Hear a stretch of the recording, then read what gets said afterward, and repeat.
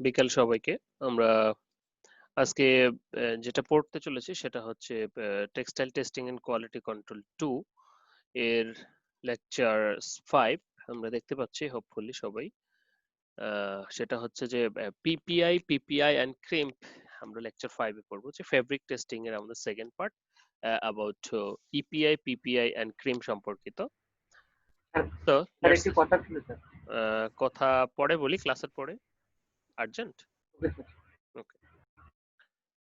So first of all we should know about the EPI and PPI কাকে বলছে সেটা জানাটা আমাদের জরুরি, কারণ যেহেতু আমরা আজকে ফেব্রিক টেস্টিং করব, ফেব্রিকের ইপিআই নির্ণয় করব, পিপিআই নির্ণয় করব এবং সেই সাথে ফেব্রিকের ক্রিম্প নির্ণয় করব। এই তিনটা আজকে আমাদের পড়ার বিষয়। তো প্রথমেই চলে আসি আমরা ইপিআই তে। আমরা সবাই অলরেডি জেনে গেছি এবং জানি হোপফুলি সবাই যে ইপিআই মানে হচ্ছে কি, যে means the number of inch per inch. আমরা ওভেন ফেব্রিকের ক্ষেত্রে কথা বলছি যে ইঞ্চ পার ইঞ্চ, আর যদি নিট ফেব্রিকের ক্ষেত্রে হয় তাহলে wales per inch. So the number of inch per is known as EPI for woven fabric. Inch যে কোনগুলোকে বলা হচ্ছে, যেগুলো ওয়ারপিয়ান, সেগুলোকে আমরা ইঞ্চ বলতেছি। তারপর পিপিআই, যেটা PPI means the number of pix per inch, অর্থাৎ ওয়েফট যেগুলো বলবো আমরা, যে inch in PPI in oven fabric, অর্থাৎ কতগুলো পিক্স আমরা ইনসার্ট করেছি। আমাদের ওভেন ফেব্রিকের ক্ষেত্রে কি হয় যে সাধারণত ওয়ারপিয়ান গুলো থাকে বা টানা ইয়ার্ন গুলো থাকে, তারপর আমরা কি করি বাইরে থেকে ওয়েফটিয়ান গুলো তো মাকুর সাহায্যে বা শাটলের সাহায্যে কি করি, ইনসার্ট করে থাকি। তো সেটাকে আমরা বলতেছি ওয়েফটিয়ান। তো এখন আমাদের যেটা মাপতে হবে সেটা হচ্ছে এই যে প্রতি পার ইঞ্চি স্কোয়ার মিটারে এই ইপিআই এবং পিপিআই কতগুলো আছে। তো সেটার মাধ্যমে আমরা কি বুঝতে পারবো যে আমাদের ফেব্রিকের যে টাইটনেস, অর্থাৎ ইয়ার্ন জ্যামিং, যেটা অর্থাৎ একটা ইয়ার্ন থেকে আরেকটা ইয়ার্নের দূরত্ব থেকে শুরু করে জিএসএম থেকে শুরু করে অনেক কিছুই আমরা আইডেন্টিফাই করতে পারবো, ধারণা পেতে পারবো। So first of all to measure the EPI and PPI, তো আমাদের ইপিআই বিপিআই মেজার করার জন্য প্রথমে আমাদের কি করতে হবে, আমাদের ভিজুয়াল মেথডে আমরা কাজ করব বা শিখবো। সেটা হচ্ছে যে step 1, collection of the fabric swatch. অবশ্যই আমাদের ফেব্রিকটা কালেক্ট করতে হবে এবং কালেক্ট করার পর সেটাকে কন্ডিশনিং করাটা জরুরি। যে বলা হচ্ছে fabric swatch for which are going to EPI and PPI, লে কন্ডিশনিং করার পর ফেব্রিককে ফ্ল্যাট টেবিলে কি করব আমরা শুয়ে দিব, and remove all creases by hand press, এবং যদি কোনো প্রকার ভাঁজ থাকে সেটা হাত দিয়ে স্প্রেড করে দিব, অর্থাৎ হাত দিয়ে ক্রিসটাকে রিমুভ করে দিব। And mark arrow warp and weft direction. আমাদের অবশ্যই যে স্যাম্পলটার আমরা ওয়ার্প এবং ওয়েফট নির্ণয় করব সেটাতে স্যাম্পলটাতে অবশ্যই ওয়ার্প এবং ওয়েফট ডিরেকশন দিয়ে দিতে হবে, কারণ যখন এরকম একটা স্মল পিসেস অফ ফেব্রিক থাকবে, স্কোয়ার টাইপস অফ ফেব্রিক, সেখানে কিন্তু সহজেই বোঝার কোনো উপায় নেই যে ওয়ার্প এবং ওয়েফট কোনটা। তো সেই ক্ষেত্রে আমাদের মার্ক করে দিতে হবে। Then make square of 1 inch to the sample. কি করতে হচ্ছে যে make a square of 1 square inch sample আমাদের কি মার্ক করতে হবে 1 into 1, মেপে নিতে হবে, পেন্সিল দিয়ে হোক, কলম দিয়ে হোক, অথবা কোনো কিছু সাহায্যে হোক। and try to mark pencil parallel to warp and web direction and cut 5 square from different places of a sample, calculate the average EPI। তো আমাদের শুধু এক জায়গা থেকে মাপলে তো আর হবে না, আমরা ভিন্ন ভিন্ন জায়গা থেকে মাপতে হবে আমাদের। সো প্রথমে আমাদের স্যাম্পলটা করার পর কি 1 by 1 ইঞ্চি আমরা মাপতে পারি, কেটে নিতে পারি। কেটে নিয়ে যেটা হয়, কেটে নিয়ে আমরা খুলতে পারি, অর্থাৎ ইঞ্চ এবং পিক গুলাকে হাতে ধরে ধরে একটা একটা করে খুলতে পারি। এটা হচ্ছে সবচেয়ে বেশি একুরেট। এছাড়াও আমাদের যেটা রয়েছে যে ম্যাগনিফাইং গ্লাস বা কাউন্টিং গ্লাস, এই কাউন্টিং গ্লাস বা ম্যাগনিফাইং গ্লাসের সাহায্যে কিন্তু আমরা গুনতে পারি যে আমার ওই 1 ইঞ্চিতে কতখানি রয়েছে। যেমন এইটার পরিমাণ, এটার যে ক্ষেত্রফলটা সেটা কিন্তু 1 by 1 square. So step 3, count the number of ends and peaks inside the square। বলা হচ্ছে কি in case of the yarns are thickened and visible open eyes, count number of end and peaks are using a needle or pin। এখানে একটা needle or pin থাকে, এটা দিয়ে আমরা সাধারণত আইডেন্টিফাই করতে পারি। So in case of the yarn fabric is not visible, not possible to count open eyes, pull the warp and weft yarns and 1 by 1 cut a square and count the number get from। So আমরা দুটো method করতে পারি। প্রথমত ফেব্রিকটা নিয়ে এসে relax করতে হবে, করার পর হাত দিয়ে যেটা ক্রিজ থাকবে, ভাঁজ থাকবে, সেটাকে সোজা করে দিতে হবে। সোজা করে দেওয়ার পর সেখানে কি করতে হবে, আমরা দাগ দিব, 1 by 1 দাগ দিব। দাগ দেওয়ার পর এরকম ম্যাগনিফাইং গ্লাস অথবা এরকম ম্যাগনিফাইং গ্লাস দিয়ে মেপে নিব যে প্রতি স্কোয়ার ইঞ্চিতে কতগুলো ইঞ্চ এবং পিক্স রয়েছে। যেহেতু আমরা আগেই ডিরেকশন দিয়ে রেখেছি ইঞ্চ এবং পিক্সে, অথবা যে সমস্ত ফেব্রিকে ইঞ্চ এবং পিক্স আমার খোলা যাচ্ছে না বা দেখা ভিজিবল না ম্যাগনিফাইং গ্লাসেও, সেখানে আমরা কি করব, 1 ইঞ্চি কেটে নিয়ে হাত দিয়ে খুলে খুলে ইঞ্চ এবং পিক্স গুলোকে আলাদা করব। সো এরকম 5টা স্যাম্পল করে গড় করব, তাহলে আমাদের ইপিআই এবং পিপিআই সহজে নির্ণয় করা হয়ে যাবে। So using this method EPI and PPI from all and 5 samples are calculated EPI and PPI.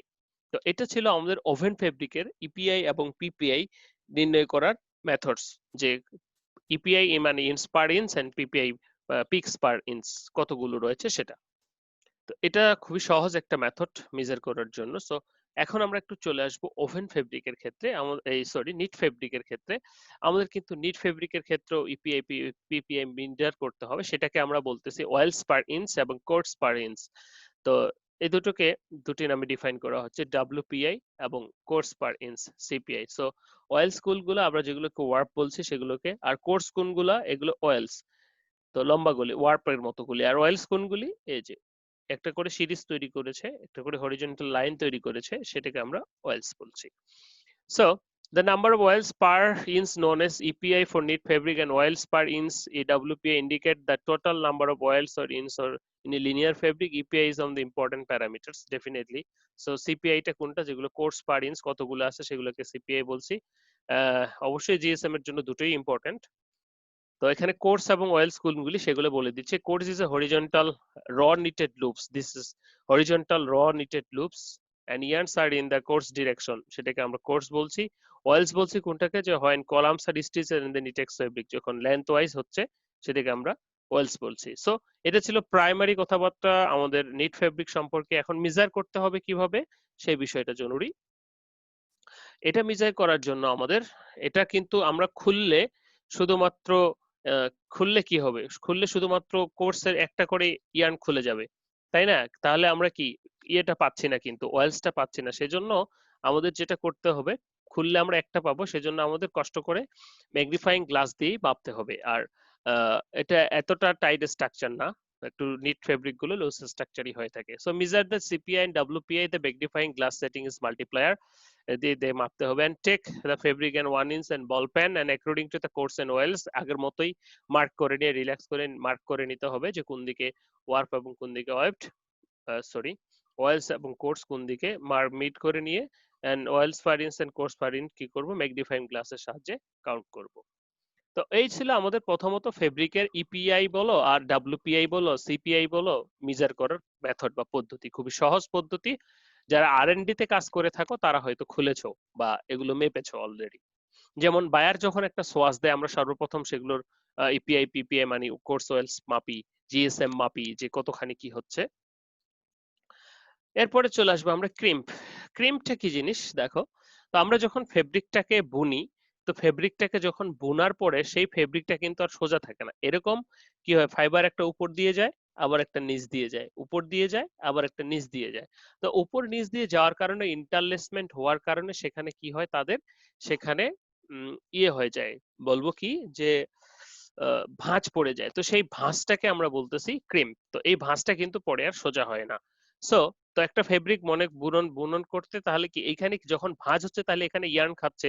তো 5 মিটার ফেব্রিক তৈরি করতে তাহলে 5 মিটার ইয়ার্নে হবে না, তাহলে আরো বেশি ইয়ার্ন লাগবে, কারণ সেখানে কি একটা ভাঁজ পড়তেছে, অর্থাৎ ফেব্রিকটা ওয়েভ হয়ে যাচ্ছে, মানে সেখানে লেন্থ বেশি খাচ্ছে। So due to the interlacing of warp and weft threads, a certain amount of waviness is imparted in the warp and weft yarn in the fabric. This waviness is called yarn cream. So hence the apparent length of the yarn is exists in the fabric is less original straightened length. Definitely যে সোজা অবস্থায় যদি 5 metre থাকে সেটাকে যদি ভাঁজ করে fabric বুনি সেটা হয়তো 4.5 মিটার এরকম হবে। So crimp is measured in crimp per sentence. তাহলে ক্রিমটা বোঝা গেছে, ক্রিমটা হচ্ছে যে ওভেন বা নিটের ফলে আমাদের কি হচ্ছে, ফাইবার ইয়ার্নে একটা ভাঁজ পড়তেছে, সেই ভাঁজটাকে আমরা ক্রিম্প বলতেছি নরমালি সহজ কথায়। ওকে,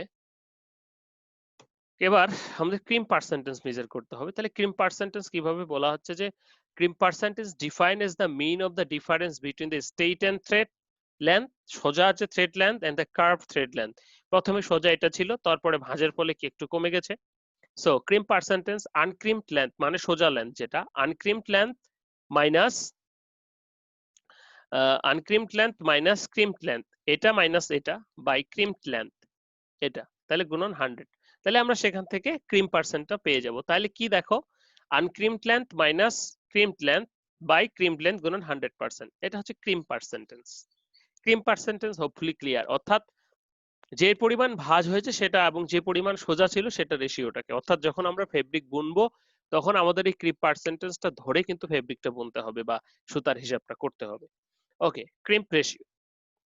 ক্রিম রেশিও কি? This is the ratio of the yarn length to the fabric length is known as cream ratio. দেখো, ইয়ার্ন লেন্থে এবং ক্রিম ফেব্রিক লেন্থ কিন্তু সমান নয়, যে অর্থাৎ ওই যে বললাম 5 মিটারের জন্য কিন্তু 5 মিটার লাগবে না, আরো বেশি লাগবে, সেটা রেশিওটাকে আমরা ক্রিম লেন্থ ক্রিম রেশিও বলছি। সো এটাকে প্রকাশ করছে C L minus P by P. এখানে দেখো উম, কি বলা হচ্ছে যে একইভাবে L minus P by P, অর্থাৎ ক্রিম রেশিওটা হচ্ছে একই ঘটনা, যে এটা ফেব্রিকের ক্ষেত্রে আর একটা ইয়ানের ক্ষেত্রে নন এস ক্রিম, অর্থাৎ কতটুকু দিয়ে কতটুকু হবে।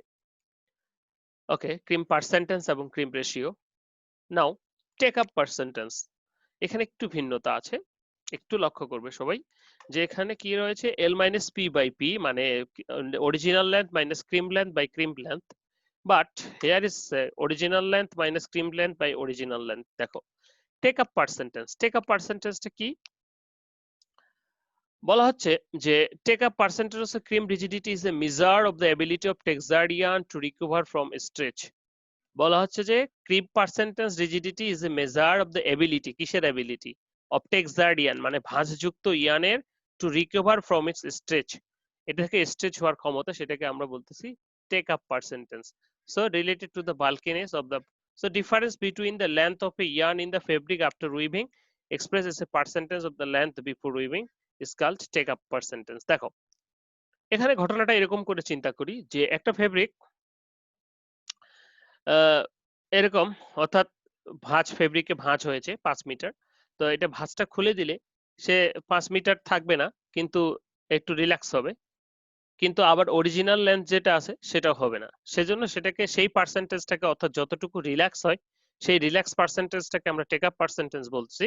যে কি বলছে, যে rigidity measure ability of the texture yarn to recover from stress, এইখান থেকে খুলে ফেললে সে কতখানি রিকভার করছে সেটাকে আমরা টেক আপ পার্সেন্টেজ বলছি। সো টেক আপ পার্সেন্টেজ সমান সমান লেন্থ বিফোর উইভিং, হ্যাঁ এটা তো ঠিকই আছে, লেন্থ আফটার উইভিং কতখানি হচ্ছে বাই লেন্থ আফটার উইভিং, তাই না? যখন আমরা সুতাটা খুলে মাপতেছি তাহলে সেটাই তো বুঝতে পারতেছি যে কতখানি হয়েছে। So this is L minus P by L গুণন 100%. So basic difference between the cream percentage and take up percentage is only this is the cream length and this is the length before weaving. So now cream tester. So we have many cream tester to test the cream. So the Wire cream tester, Shirley cream tester, Manera cream tester, etc.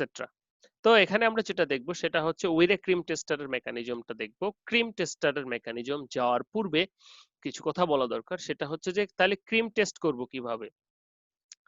প্রথমত আমরা জানি cream হচ্ছে একটা সোজা fabric, কাপড় বোনার পর কি পরিমাণ ভাঁজ হবে সেটার পার্থক্যকে ক্রিম বলছে। কিন্তু একটা ফেব্রিক থেকে তাহলে আমরা ক্রিমটা কিভাবে মাপবো, কারণ আমরা তো জানি না সেই ফেব্রিকটার ইয়ানটা আগে কতটুকু ছিল। তো আমরা যে কোনো একটা ওয়ার্প অথবা একটা এক টুকরা ফেব্রিক থেকে প্রথমে কি করব, ফেব্রিকের দৈর্ঘ্যটা মেপে নিব, মনে করে এটা 5 মিটার। ফেব্রিকের দৈর্ঘ্যটা মেপে নেওয়ার পর সেখানে ফেব্রিকটাকে খুলে ফেলবো, ইয়ানটাকে বের করে নিব, বের করে রিল্যাক্স কন্ডিশনে রাখবো।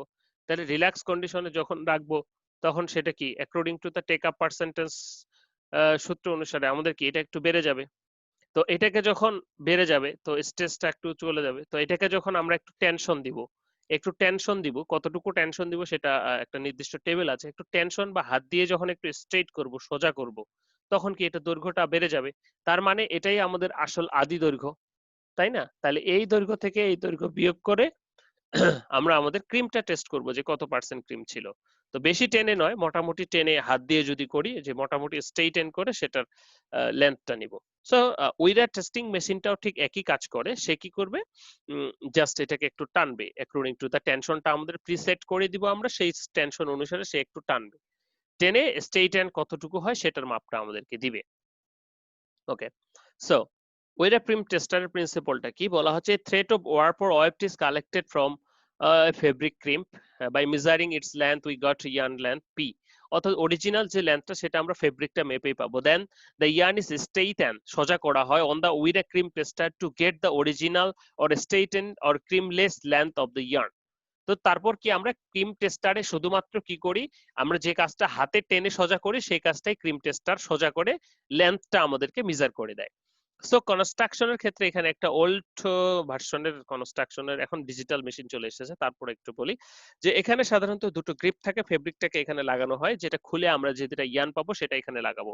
লাগানোর পর কি হবে, এখানে একটা ওজন থাকে, একটা নির্দিষ্ট ভরে বা টেনশনে আমরা কি এটাকে একটু টানবো। তো এই জটা যখন টেনশনে থাকবে এবং এই জোটা যখন সরে যাবে, তো এখানে টেনশনে থাকার পরে আস্তে আস্তে কি ফেব্রিকটা স্ট্রেইটেন হয়ে যাবে এবং লাইটের মাধ্যমে সেটাকে ডিটেক্ট করে আমরা কি করছি, সেটাকে আইডেন্টিফাই করছি যে কতটুকু হলো।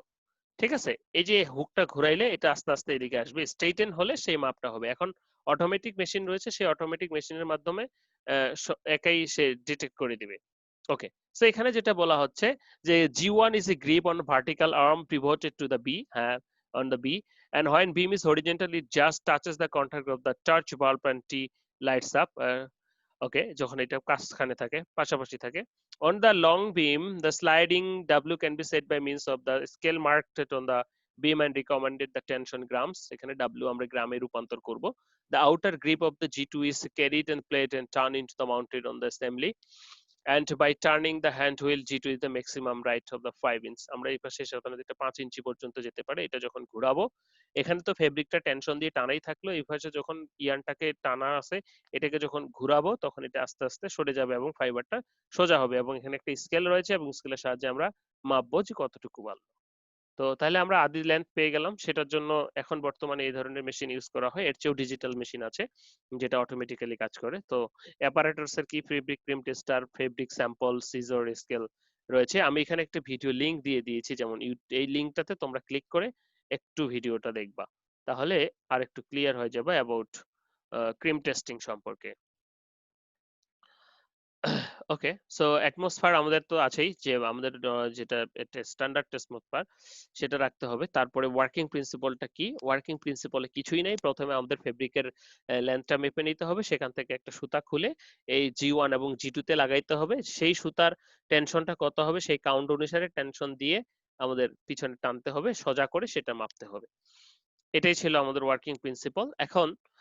এখন আসি একটু স্ট্যান্ডার্ড টেনশনে। তাহলে এই যে টানবো, কত ফোর্সে টানবো সেটার এর জন্য কিছু স্ট্যান্ডার্ড রয়েছে। বলা হচ্ছে in order to measure the cream, two values must known to the cloth for which the yarn is removed and straightened and the length thread. To straighten thread, the tension must be applied just sufficient to remove all kinds of without stated, ছেঁড়া যাবে না, মানে ভাঁজগুলো চলে গেলে হবে। So seldom possible, তো এটা একটু ভুল টুল হতেই পারে, সেজন্য আমাদের একটা চার্ট দিয়ে দিয়েছে।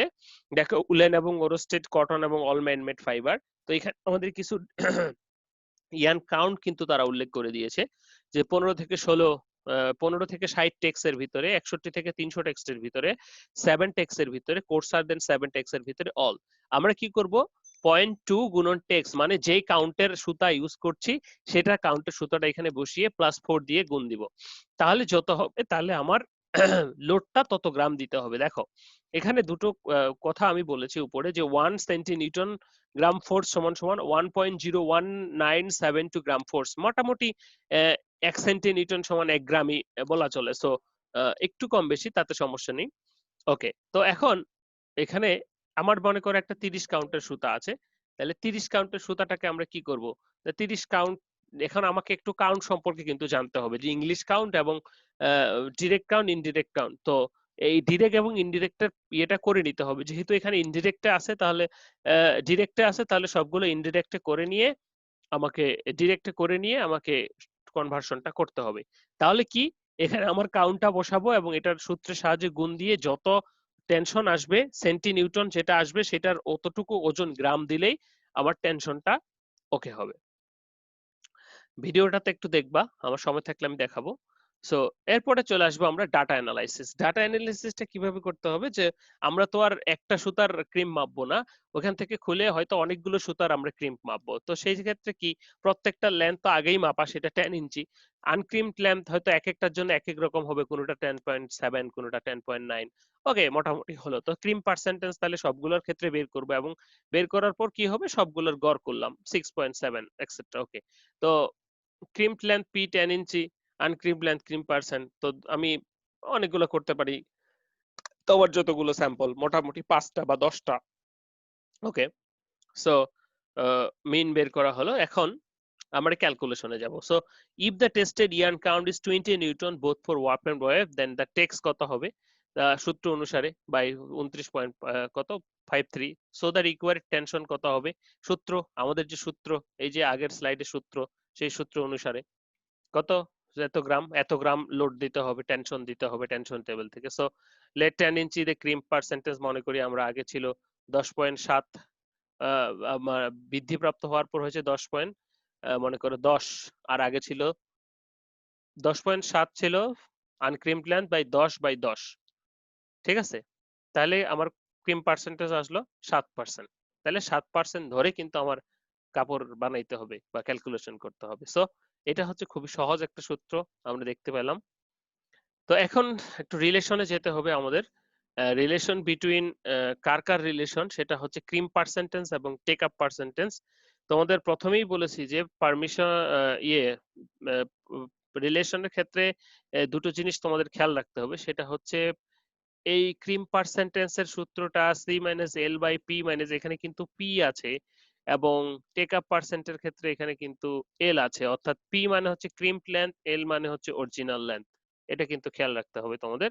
সো 1 নম্বর সূত্র, 2 নম্বর সূত্র অ্যাকর্ডিং টু দা ইয়ে থেকে পাই, এটা রিলেশন আসলে ইয়ে টিয়ে লিখে দিতে হবে থিওরি, যদিও এখন এমসিকিউ হতে পারে তোমাদের। সো ফ্রম দ্য ইকুয়েশন 1 আমরা কি পাবো, C is equal to L minus P by P গুণন 100, এটা আমরা পাই। তাহলে এখান থেকে কি বের করতে পারি, তাহলে পি পি বাদ দিলে -1 হয় লসাগু করলে। ওকে, এইটুকু আমরা জানি। এখন আমরা কি করতে পারি, যে 100টাকে এই পাশে দিয়ে দিতে পারি, তাহলে 100টাকে সির নিচে দিয়ে দিলাম, তাহলে 1/p, এটা মুক্ত হয়ে গেল। তাহলে এই 1টাকে এই পাশে নিতে পারি, তাহলে কি এত প্লাস 1/p, তাহলে 1/p না l/p সমান সমান, তাহলে কি এটাকে আবার লসাগু করতে পারি, লসাগু করলে লসাগু c প্লাস 100, তাহলে l/p সমান সমান 100 প্লাস c, উল্টাই দিলাম, ইকুয়েশন নাম্বার 3। নেক্সট, পরের স্লাইডে অ্যাগেন আমরা আমাদের সূত্র, সে আগের সূত্র থেকে জানি T is equal to L by P minus P, P minus L গুণন 100। একইভাবে আমরা এখান থেকে কি করব, টি এ 1 বাই করে নিলাম। তো সেটার আবার আমরা এখন এই যে এল পি বাই এল এর মান কিন্তু জানি, একটু আগে বের করলাম অ্যাকর্ডিং টু ইকুয়েশন 3। তাহলে এল পি বাই এল এর মানটা বসিয়ে দিলাম। হুম, তো বসিয়ে দেওয়ার পর তাহলে এখানে আবার লসাগু 100 প্লাস সি, যদি লসাগু হয় তাহলে 1 এর ক্ষেত্রে 100 প্লাস সি মাইনাস 100 গুণন 100। তাহলে এখান থেকে কি থাকলো, শুধু সি প্লাস 100 প্লাস সি গুণন 100। তাহলে টিটা আবার এদিকে গুণ করে দিলাম, এটাকে এখানে গুণ করে দিলাম, ভাগ হয়ে যাবে। তাহলে T by 100 is equal to C plus 100 plus C. So এখন আমরা একটু ইয়ে করব, কি করতেছি দেখো, আর গুণ করব। সো এটা গুণ করলে 100 C is equal to T 100 plus C. এখন so T is equal to, তাহলে কি হবে 100 C by 100 plus C. So এ হচ্ছে টি। তাহলে টি এবং সি এর সম্পর্ক আমরা পেলাম। এটাই হচ্ছে আমাদের ক্রিম রেশিও, এবং দেখো এটাই হচ্ছে আমাদের ক্রিম রেশিও এবং টেক আপ পার্সেন্টেজের মধ্যে রিলেশন। যেহেতু সি এবং এখানেও সি এবং টি রয়েছে, আমাদের এখানেও সি এবং টি। সো ইকুয়েশন 4 থেকে আমরা পাই, এটা থেকে কি পাবো, ভেরি সিম্পল, এটাকে যদি সরলীকরণ করি 100t প্লাস টি গুণ করলে, তাহলে 100t এদিকে আনলে 100t, 100 by C is equal to, so this is the relation C and T, relation 4 and 5, crimp percentage and take up percentage. So this is very simple equation and very simple relation, hopefully বুঝেছো। Okay, এরপরে আমরা একটু আলোচনা করব effects of crimp in fabric properties. তো এই fabric প্রপার্টিসে cream থাকলে আসলে কি সমস্যা বা না থাকলে কি সমস্যা। বলা হচ্ছে effects of crimp in fabric properties. First of all resistance to abrasion. বলা হচ্ছে যে মোর ক্রিম পার্সেন্টেজ, যদি ক্রিম পার্সেন্টেজ বেশি হয় তাহলে কি হবে, more cream the percentage the yarn, the more will be the resistive power of the abrasion। তাহলে কি ক্রিম পার্সেন্টেজ যত বেশি হবে কি সারফেস যত বেশি এবড়ো থেবড়ো হবে, ক্রিম কি রেসিস্টেন্স অ্যাবারশনটা তত বেশি হবে। ওকে, তারপরে সিঙ্কেজ বলা হচ্ছে when the fabric is wet yarn is swelling occurs and due to the swelling the warp thread and weft thread has follow more bent path, মানে আরো ভাঁজ হয়ে যাবে, হ্যাঁ, and shrinkage mainly occurs due to swelling and to resist the shrinkage more cream is added on yarn so that more cream the less will be shrinkage। দেখো যখন ফাইবারটা সোজা থাকে তখন যখন ফেব্রিক তৈরি করা হয়, ওকে, ফেব্রিককে যখন পানিতে চুবানো হয় তখন নরমালি যে ক্রিম থাকে পানিতে চুবানোর ফলে সেটা পানি শোষণ করে সুয়েল হয়ে ফুলে ওঠে, তখন সেটা আরো ভাঁজ হয়ে যায়, আরো ক্রিমড হয়ে যায়। তো আগে থেকেই যদি মোর ক্রিম থাকে তাহলে তো সেটা আর ভাঁজ হওয়ার সম্ভাবনা থাকবে না। সো মোর ক্রিম লেস শ্রিঙ্কেজ, তাহলে যখন আগে থেকেই বেশি শ্রিঙ্ক থাকবে, ভাঁজ থাকবে, ক্রিম থাকবে, তো ওটা তো আর পরে চেঞ্জটা তত বেশি হবে না, কারণ শ্রিঙ্কেজ মানেই হচ্ছে আমাদের চেঞ্জটা, যে কি পরিমাণ চেঞ্জ হচ্ছে সেটা। ওকে, আমরা নেক্সট স্লাইডে যদি দেখি টেনজাইল প্রপার্টিস। টেনজাইল প্রপার্টিস কিভাবে এফেক্ট করবে, বলা হচ্ছে if a strip of fabric is loaded and testing machine is auto graphic then we should from load extension curve and more load will be required to tear the fabric and threads are more clamped। দেখো যখন ক্রিম্প থাকবে তখন কি এই ভাঁজ থাকবে, তো এটাকে সোজা করে তারপর কিন্তু ছিটতে হবে। So more load will be required to tear up the fabric and threads are more crimped. So এই সোজা করতে কিন্তু আমাদের অনেক শক্তি লাগবে। সো টেনজাইল প্রপার্টিস বাড়ছে। Faults of in fabric if there variation in crimp threads there fabric will be, নিম্নলিখিত সমস্যাগুলি কি, reduction is strength and strength will occur, dimension bar bright peaks will be shown and sprite will be, দেখো cotton close. দেখো যদি আমাদের ক্রিমটা কোথাও কম বেশি হয় তাহলে কি হচ্ছে যে স্ট্রেংথ কমে যাচ্ছে, যে কোথাও কম কোথাও বেশি, তাহলে যেখানে কম সেখানে দুর্বল। ডায়মন্ড বার এরকম দাগ দাগ পড়তে পারে, ঠিক আছে, দাগ দাগ মাঝে মাঝেই পড়ে। ব্রাইট পিক্স মাঝে মাঝে পিক্স গুলো ভেসে ওঠে, অর্থাৎ এই তোমরা দড়ি টেনে ছেড়ে দিলে যদি যেরকম যেমন রাবার টেনে, মানে রাবার যখন পেঁচিয়ে যায় is like will be Sen, stripe এরকম কিছু স্ট্রাইপ দেখা যেতে পারে এই ফলস ইয়ের কারণে, ক্রিম্পের কারণে। ওকে, now fabric design, so control the fabric cream percentage is necessary when fabric is designed to desired degree of extensibility। যে এক্সটেন্সিবিলিটি মানে কতখানি বাড়বে বা কমবে, again to achieve the crimp workman when necessary during finishing, so crimp plays and fabric ডিজাইনের ক্ষেত্রে কি অবশ্যই আমাদের ফেব্রিক যারা ডিজাইন করবে মাথায় রাখতে হবে যে ক্রিম পার্সেন্টেজটা ধরেই কিন্তু আমাদের ফেব্রিকের জন্য কাজ করতে হবে, অর্থাৎ হিসেব করতে হবে, এবং সেই সাথে এটার ফ্লেক্সিবিলিটি কিরকম হবে ক্রিম পার্সেন্টেজটা যত সেইটার উপর ডিপেন্ড করছে। ফেব্রিক কস্টিংটা অবশ্যই যে cream is related to the length of the yarn, so costing যেটা সেটাও কিন্তু আমাদের ক্রিমকে ধরেই করতে হবে। মনে করো একজন কেউ গেল সে ভাবলো যে 5 মিটারে তো 5 মিটারই ফেব্রিক আসবে, কিন্তু আলটিমেট 5 মিটারে তো 5 মিটার ফেব্রিক আসবে না। সো সেই ক্ষেত্রে কস্টিংটাও কিন্তু ক্রিম পার্সেন্টেজ ধরেই করতে হবে। তো এই ছিল ইফেক্ট আমাদের। আরো কিছু রয়েছে যেমন অ্যাবজর্বেন্সি, ক্রিম বেশি হলে অ্যাভারশন রেসিস্ট্যান্স বেড়ে যাবে। অ্যাবজর্বেন্সি বেড়ে যাবে কারণ ফেব্রিক বেশি থাকলে অ্যাবজর্বেন্সি বেশি হবে। ফেব্রিক হ্যান্ডলিং বলা হচ্ছে fabric will B soft handle. Stiffness, cream বেশি হলে স্টিফনেস কমবে, যেটা খরখরা আর কি, সেটা যদি সফট হয় তাহলে তো আর খরখরা থাকবে না বা হার্ড থাকবে না। তারপরে dimensional stability, crimp dimensional stability remove করবে, খারাপ হবে। প্রোডাকশন ক্যালকুলেশন কন্ট্রোল করতে হবে, process control and finishing. Crimp percentage higher, pick up percentage will be higher and dyeing will be uneven. কারণটা কি, কারণটা হচ্ছে যে কম বেশি যদি হয় সেখানে ডাই বেশি ধরবে, তো ডাই বেশি ধরার কারণে সেখানে কি বেশি ডিপ দেখাবে, তো আমার শেড কি মিলবে না। ওকে, সর্বশেষ যেটা আমাদের রয়েছে সেটা difference between the crimp percentage and take up percentage, দুটো রয়েছে। তো ক্রিম পার্সেন্টেজ যদি আমি প্রথমে বলি and take up percentage, crimp percentage হচ্ছে যে আমরা জানি যে কি straighten length minus crimp length by crimp length, সেটা হচ্ছে crimp percentage. Take up percentage হচ্ছে straighten length minus crimp length by straighten length, আগের length. So related to the bulky properties T C, very simple. এখন সর্বশেষ এখানে দুটো math দেওয়া আছে, এই দুটো ম্যাথ তোমরা করবা।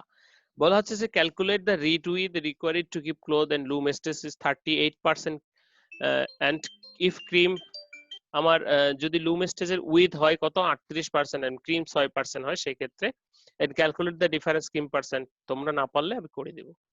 ওকে, এই ছিল আজকে আমাদের লেকচার। আমি একটু রিভিউ করছি প্রথম থেকে, তারপর তোমাদের কোশ্চেন এন্ড অ্যান্সার।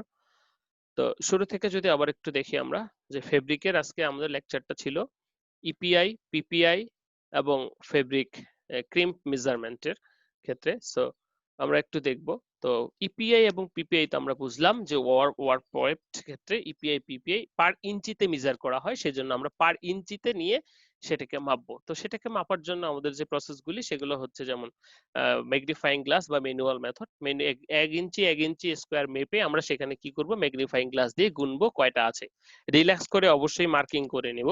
আরেকটা হলো যে ওই পরিমাণ কেটে আমরা কি করছি, হাত দিয়ে আলাদা করে দিচ্ছি, ইয়ানগুলিকে ফাইবারগুলিকে আলাদা করে দিচ্ছি, সেটা একটা মেথড হতে পারে ইপিআই পিপিআই নির্ণয়ের জন্য। কিন্তু তারপরে চলে আসতেছে আমাদের ওয়েলস পার ইঞ্চ এবং কোর্স পার ইঞ্চ নিট ফেব্রিকের জন্য। কোর্স এবং ওয়েলস আমরা জানলাম যে হরিজন্টাল, ভার্টিক্যাল এন্ড হরিজন্টাল মেজারমেন্টের ক্ষেত্রে আমাদের ম্যাগনিফাইং গ্লাস ইউজ করতে হবে। ওকে, তারপরে ক্রিম্পের ক্ষেত্রে আমরা চলে আসলাম যে ক্রিম্পটা ভেরি সিম্পল, যে ওয়েভিনেস, যে ওয়েভ করার ফলে কতখানি ভাঁজ হয় সেটাকে আমরা ওয়েভিনেস বলছি বা ক্রিম বলছি। ওকে, তো ক্রিমকে আমরা এভাবে ডিফাইন করছি ক্রিম পার্সেন্টেজকে, যে আগে কতখানি ছিল আর পরে কতখানি হলো, বা পরে কতখানি হলো গুণন 100, অর্থাৎ কতখানি সংকুচিত হলো সেই পার্সেন্টেজটা বের করতেছি। এইটাকে ক্রিপ রেশিও বলতেছে একইভাবে। ওকে, তো টেক আপ পার্সেন্টেজটা ঠিক সেম ভাবে আসতেছে, যে কিন্তু এখানে একটু ভিন্ন, যে কতটুকু ছেড়ে দিয়ে কতটুকু আছে। বলা হচ্ছে যে টেক আপ পার্সেন্টেজটা কি, যে length before weaving by length after weaving by length before weaving. বলেছে take up percentage crimp rigidity is a measure of the ability of textured yarn to recover from stress, অর্থাৎ খুলে ফেললে সে কতখানি আগের অবস্থায় ফিরে যাওয়ার চেষ্টা করে সেটা দেখার জন্য সেটাকে আমরা বলতেছি টেক আপ পার্সেন্টেজ, অর্থাৎ কতখানি রিকভার করে। ওকে, এরপরে হলো আমাদের বিভিন্ন প্রকার ক্রিম টেস্টার, উইরা, শেইলি, ম্যানরা এক্সেট্রা। তো সবচেয়ে বেশি যেটা সেটা হচ্ছে উইরা। তো উইরার প্রিন্সিপলটা আমরা দেখলাম। তাহলে ক্রিম টেস্টার আমরা হাত দিয়েও করতে পারি। কি করতে হবে, প্রথমে ফেব্রিকের ক্ষেত্রে প্রথমে দাগ দিয়ে নিতে হবে, অর্থাৎ কতটুকু ফেব্রিকের ক্রিম, 5 মিটার, 10 মিটার, 1 মিটার, ইঞ্চি, সেন্টিমিটার, যাই হোক না কেন, প্রথমে ফেব্রিকে কি করতে হবে, আইডেন্টিফাই করতে হবে, মেপে নিতে হবে। ফেব্রিকে আইডেন্টিফাই করার পর, মাপার পর সেটাকে আমরা কি করব, সোজা করব, সোজা করে সেটা লেন্থ মাপবো, তাহলেই আমাদের ক্রিমটা হয়ে গেল। আর ক্রিম টেস্টারটা আমাদের সেই কাজটাই করে যেই কাজটা আমরা হাতে করি। এখন কথা হচ্ছে হাতে করলে আমাদের টেনশনটা ঠিক থাকবে না, বা কতটুকু টানবো সেটা হচ্ছে কথা। সেজন্য আমাদের স্ট্রেটেন করলে হয়, সেজন্য আমাদের মেশিন আছে, মেশিন ইউজ করব আমরা, যেটা উইদার প্রিন্সিপল আমরা দেখলাম। তো সেখানে আমরা কি করছি, এখানে ফেব্রিকটাকে লাগাচ্ছি, অ্যাকর্ডিং টু দ্য টেনশন থাকছে, এবং এটাকে আস্তে আস্তে ঘোরাচ্ছি, এটাকে স্ট্রেট করছি, এবং কতখানি স্ট্রেট হচ্ছে সেটা দিয়ে আমরা মেজার করছি। সো টেনশনের ক্ষেত্রে আমাদের একটা টেবিল রয়েছে, যেটা আমরা দেখেছি যে বিভিন্ন রেনিয়ানের ক্ষেত্রে। এখানে আমি কনভার্সন সূত্রগুলোও দিয়ে দিয়েছি তোমাদের জন্য, যে এটার ফলে আমি বলতে পারি এরকম, যে এই টেনশন, এই ফাইবারে এত টেক্সের জন্য কত টেনশন হবে, বা এত কাউন্টের জন্য, 30 কাউন্টের জন্য টেনশন কত হবে, এই ধরনের হতে পারে। সো এটা একটু তোমরা ক্যালকুলেশনটা শিখবা। দিস ইজ ভেরি সিম্পল, কিছুই না, খালি কনভার্সন করে বসিয়ে দেবা। সো স্ট্যান্ডার্ড টেনশন, এখানে একটা ডাটা অ্যানালাইসিস এমনি দেওয়া আছে। সো এখানে প্রথমে আমরা কি করেছি, ক্রিম পার্সেন্টেজ সবকিছু বের করেছি, বের করার পর সেখানে কনভার্ট করেছি, যে 20 এনি কিন্তু ইনডিরেক্ট কাউন্ট, সেই ক্ষেত্রে সেটাকে কিন্তু আমরা ডিরেক্টে পরিণত করেছি, টেক্সে পরিণত করেছি। তারপর কিন্তু আমরা সেটা রিকোয়ার্ড টেনশন ক্যালকুলেশন করেছি, এবং সেখান থেকে ক্রিম পার্সেন্টেজ নির্ণয় করেছি। এরপরে ছিল রিলেশন।